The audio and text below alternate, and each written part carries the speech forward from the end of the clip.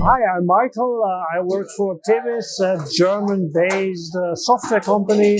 We're doing CAD/CAM and MES software, and we're having a full service around this, so we can deliver our customers really wall-to-wall solutions.